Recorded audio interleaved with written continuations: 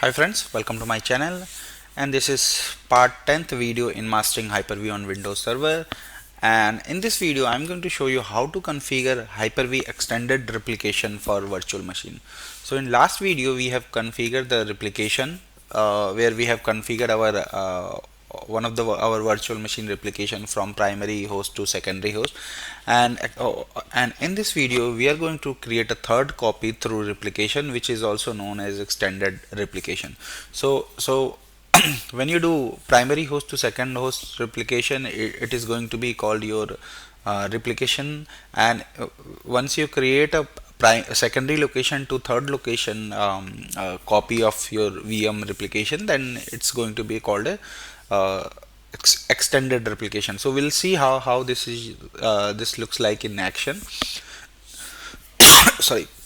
So it's nothing, it's having third copy of your virtual machine, which will give you more protection when you have such incidents such as downtime for the primary and secondary host both.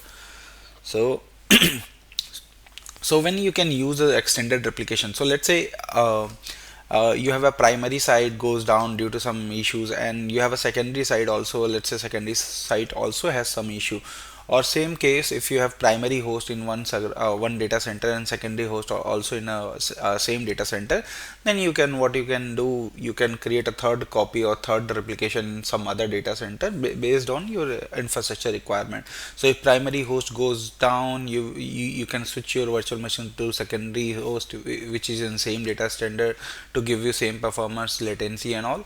And for the DI strategy, you can create a third copy in the extended replication side, which may be your DR side or second data center. So if primary data center goes completely down, you can bring your machines from the secondary data center, which is through extended replication. So we'll see in action. So this is my demo environment. So it's going to be the same. We added a third Hyper-V host in this scenario. So this time we got one more Hyper-V host, which is Hyper-V 03, and rest everything is going to be the same what we used in last video. So I got my two domain controllers, DC01, DC02, and then I got my Hyper-V1, and then I have one more Hyper-V, which is Hyper-V2, where we have configured the replication in last video. And this is the new Hyper-V host, which is Hyper-V3. So if I go here, you will see this is Hyper-V3 and does not have any virtual machine sitting on this machine.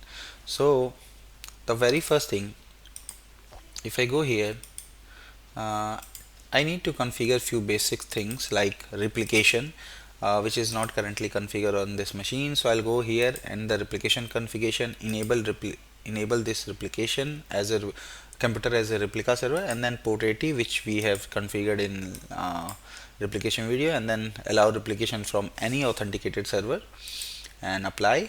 So this is done. Next thing which I need to do, I need to configure the firewall ports to allow incoming traffic from port 80. So that's what I'm going to do now. So these are the basic thing which you need to have in place before configuring replication. So I'll go ahead and configure that. So port, and I'll mention 80. Next, allow, I'll mention port 80. Finish. Now the configuration part is done on this Hyper-V host to accept the replication configuration. Now I'll go ahead and I'll show you what we have configured in last video. So in last video we have configured our replication from Hyper-V host 1 for VM01. If I go here, my replication is enabled. This replica mode is primary, and you can say current primary server is Hyper-V1 and current replica server is Hyper-V2. So now we are going to add one more replica here. So I'll go ahead and close this. And if you go here in replication setting, you will not see extended replication option which we are looking to enable. So extended replication only you will see on your secondary replication server. So in our case, this is our secondary replication server. So if I go here under the replication, you will see here few options, and you will see extended replication. So this is what we are looking to enable in this video. So I'll go ahead and click on extended replication. Now it will give you a wizard to configure the extended replication. So I'll click next, and it is asking for the replica server. So I'll go ahead and search my Hyper-V3. So here is my Hyper-V3. I'll go ahead and click OK. And now the connection which we have configured in a few minutes back. So replica port is 80 and use the Corbotus authentication. So that's good. And I want to basically in this primary to secondary replication is configured in every 30 seconds. So that's why it's giving me replica extended replica 5 minutes and 15 minutes. So I'll go ahead and select 5 minutes. Let's click next, and I'll leave these recovery points settings uh, as default, and I'll configure this to set the initial copy on the network right away. So go ahead, and this is what we have gone through during the configuration. I'll go ahead and click on finish. Now once I click finish, currently it's receiving the changes. Once this is done, it will initiate the replica copy. So now you will see send initial replica. So it's sending the initial replica, and where this is sending to our Hyper-V3. You will see here receiving changes. So it will take some time to go ahead and configure this thing. So first copy, I'll go ahead and add Hyper-V3 in here only, so we can manage all the 3 servers from Hyper-V host management console. So we'll see sending replica is 37% completed. So we'll wait for this replication to finish, and while this replication is happening, I'll go ahead and show you the configuration part. So data is going to sit on same how we configure primary to secondary. In the Hyper-V, you will see folders called virtual hard disk. In the virtual hard disk, you will see Hyper-V replica, and then you will see files. And why this data is coming here? Because under the Hyper-V setting, if you go to this thing, virtual hard disk, this is coming here, and if you go here, you will see allow replication from any authenticator server, and this is the path which we have given. So if you want to give some some specific path where you want to replicate your virtual machines from source Hyper-V host, you can do that. In my case, it's given D drive virtual hard disk. That's why the data is coming here, and you will see here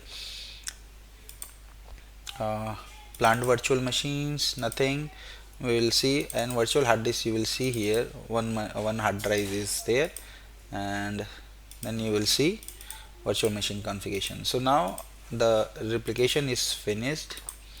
If I go here and check the status, you will see here view replica health. So you will see here it says current primary server is 02 and replica server is 03.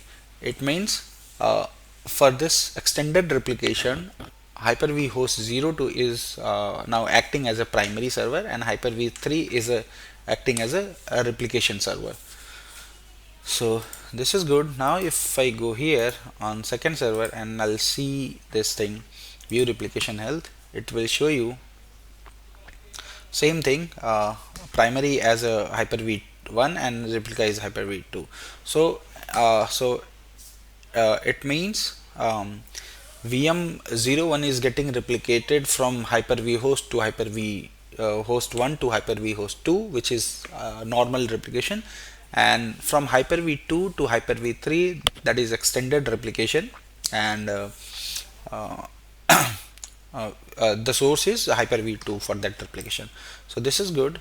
Now if I go here, you will see here the pause status for extended replication. So if you want to do anything, you need to come here and you can pause the extended replication, or if you come here, you will see here option to pause the replication also, if you want to pause the extended replication. So this is how the extended replication gets configured in environment. So in next video, I'm going to focus on having the planned failover and unplanned failover for these virtual machines. So stay tuned and thank you for watching. Please subscribe me for more videos. And if you have any query, any question related to this, you can always post to me on my given mail IDs. Thank you once again. Bye bye.